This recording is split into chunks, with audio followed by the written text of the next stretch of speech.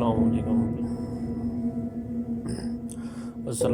दोस्तों, मेरा नाम है मोहम्मद बिलाल और आप देख रहे हैं story night with Mohammed Bilal.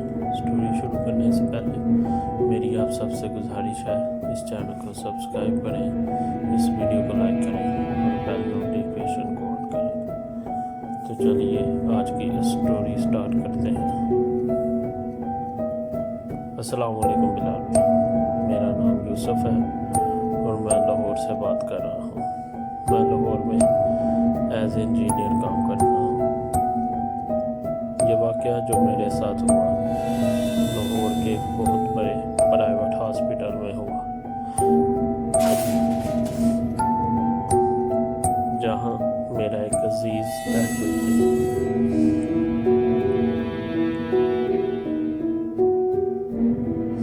तो मुझे वहाँ रात रहने का इत्तेफाक हो। वो रात मेरी ज़िंदगी की सबसे लंबी रात थी और सबसे ज़्यादा खौफनाक रात। हॉस्पिटल का नाम मैं नहीं लूँगा क्योंकि वो हॉस्पिटल कुछ बहुत बड़े लोगों का है, जिनकी वजह से मैं नाम नहीं लूँगा।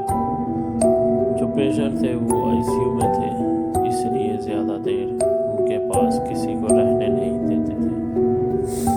मैं काम से होके हॉस्पिटल आया, सोचा सुबह संडे है तो रात रह लूँगा हॉस्पिटल में ही। मैं जब वहाँ गया तो जो अजीज़ थे उनके 2 भाई आए हुए थे।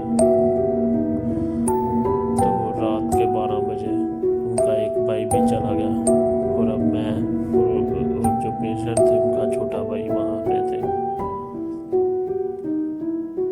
हॉस्पिटल में हम दोनों रह गए थे। प्राइवेट हॉस्पिटल था, इसलिए यहाँ पे लोगों का ज़्यादा रश नहीं था। ये हॉस्पिटल 3 स्टोरी था, बेसमेंट अलग थी।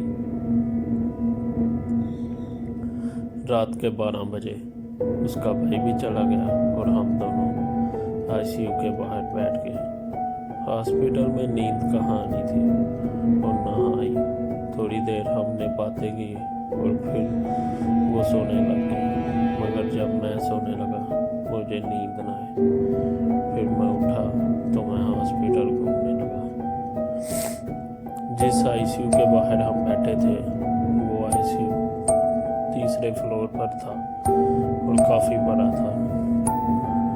मैं ऐसे ही घूमते घूमते एक एक रूम चेक करने लगा और मैं ऐसे ही घूमते घूमते बेसमेंट तक चला गया। हॉस्पिटल प्राइवेट था और काफ़ी महंगा था, तो ज़्यादा लोग नहीं थे और बेसमेंट बिल्कुल खाली था और काफ़ी बड़ा बेसमेंट था। मैं लिफ्ट से 3रे फ्लोर से पहले फ्लोर तक आया। जब मैं बेसमेंट में जाने लगा तो वहाँ के नीचे जाना अलाउड नहीं है। मैं कहा क्यों?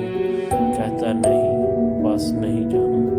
थोड़ी देर पहले यही गार्ड चाचा ऊपर आके मेरे से ऐसे ही खाने के पैसे ले चुका था, इसलिए मैं कहा कुछ नहीं होता तो वो मुझे ले गया। वो लिफ्ट में ही बैठा होता था। मैं जैसे ही बेसमेंट में गया मुझे एक अजीब सी स्मेल फील हुई और ऐसा फील हुआ कि मेरे साथ कोई है। मैं जब एक कमरे में गया तो देखा वहाँ खाली स्ट्रेचर और कुछ सफ़ेद शीटें पड़ी हुई थी।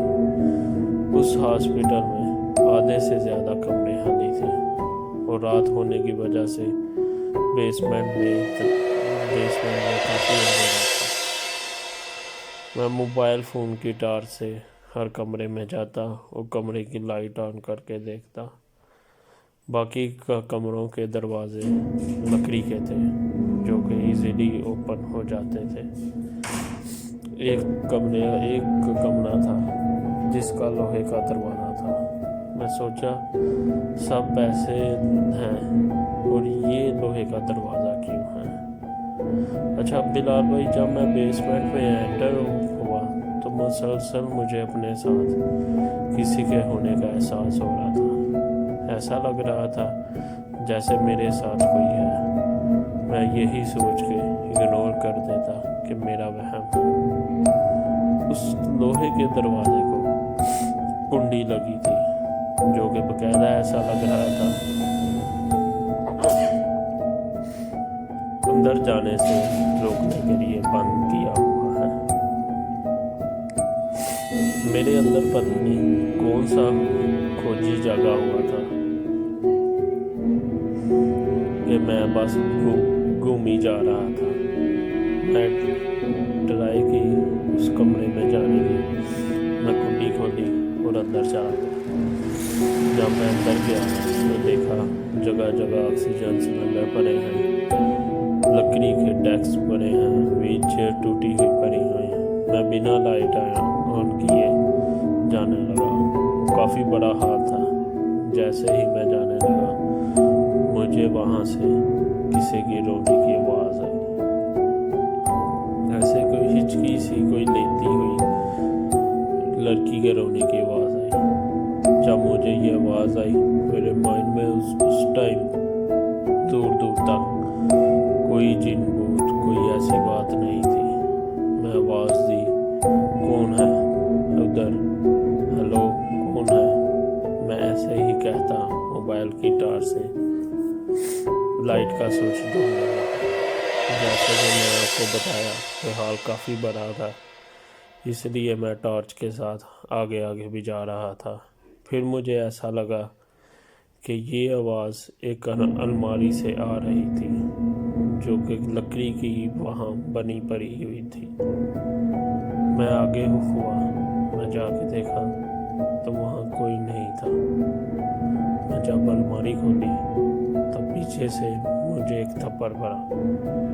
मेरी गर्दन में थप्पड़ भी ऐसे पड़ा जैसे कि किसी ने जानबूझ के मारा। तब जाके मेरा दिमाग कुछ होश में आया। चला, मैं सोचा ये मैं क्या कर रहा हूँ और मैं किस जगह आ गया हूँ, और मैं बाहर की तरफ आने लगा। तो ऐसे जैसे किसी ने मुझे धक्का दिया हो और मैं नीचे गिरा हूँ। जैसे ही मैं नीचे गिरा मेरी लड़की की हंसने की आवाज़ आने लगी, और ऐसे जैसे वो मुझे गिरा के खुश हो रही हो।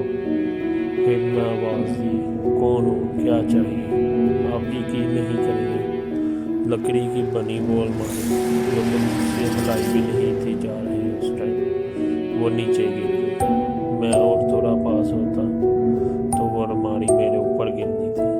जैसे वो गिरी वो टूट गई, और टूटने की वजह से मुझे भी लगी। खैर मैं फिर उठा और मैं बाहर की तरफ भागने लग गया, मगर फिर मुझे धक्का लगा और मैं गिर गया। इस बार जब मैं गिरा तो मेरा सर जमीन पे लगा।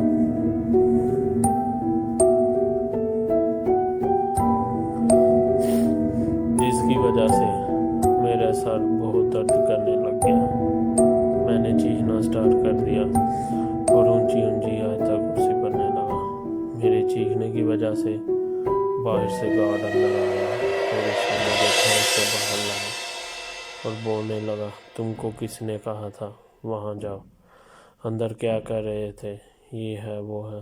मैं उसे सब बताया तो उसने कहा ये पहले सर्जन वार्ड होता था, यहाँ एक लड़की को जानबूझकर मारा गया था इंजेक्शन लगा के। उसके बाद से ये कमरा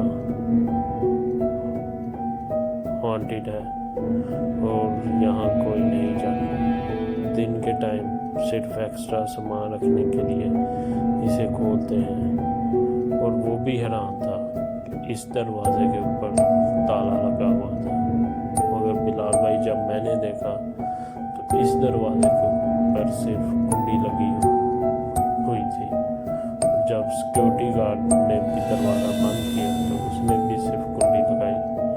वो ताला कहाँ गया ये उसे भी नहीं पता।